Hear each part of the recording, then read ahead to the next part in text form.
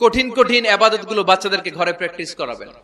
যেমন রমাদানের রোজা যদি রাখতে চায় রাখতে দিন। এই যে এপ্রিলে আসতেছে রোজা, অনেকে কয় হুজুর পারবে না, ছেলে কয় পারুম, বাবা কয় পারবে না।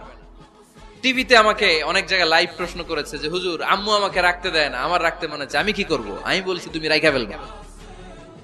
একদিন দুই দিন না খেয়ে থাকলে কোনো বাচ্চা মরে না মিয়া, মরবে? ওর যে স্পিরিটটা আছে এটাকে ইসলামের পক্ষে কাজে লাগান।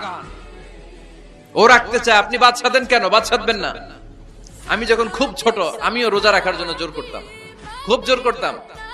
তো আমার দাদি আমারে শিখাই দিত। আমি যখন স্কুলে যেতাম বলতো যে তোর রোজা রাখা লাগবে না, সারাদিন একটা কাজ করবি, তুই সকাল থেকে দুপুর 12টা পর্যন্ত না খেয়ে থাকলে অর্ধেক রোজা, 12টার দিকে আইসা ইফতারি করবি। তো আমার স্কুল ছুটি হইতো 12টায়, আমি 12টার দিকে আইসা ইফতারি করে ফেলতাম। তো আমার অর্ধেক রোজা হয়েছে। এরপরের দিন আবার 12টার দিকে উনি দাদি বুঝাইতেন যে তোর দুই অর্ধেক মিলে এক রোজা, এই পুরা রমজানে তুই রাখবি 15টা রোজা। এরকম বুদ্ধি আছে না নাই? একেবারে ছোট্ট যারা যারা রাখলে আসলেই ক্ষতি হতে পারে, এদেরকে এইভাবে বুঝাবেন যে অর্ধেক অর্ধেক দুই অর্ধেক মিলে একটা হবে।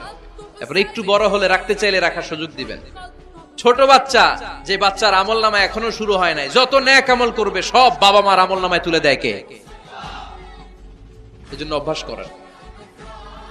ডিসেম্বরে যখন স্কুল ছুটি দেয় ফ্যামিলির সবাই মিলে রাতে ওঠেন, রাত 4টার দিকে তাহাজ্জুদের প্রোগ্রাম হবে। আপনি ইমাম, পেছনে থাকবে আপনার ছেলে, একেবারে শেষ কাতারে আপনার স্ত্রী আর আপনার মেয়েরা।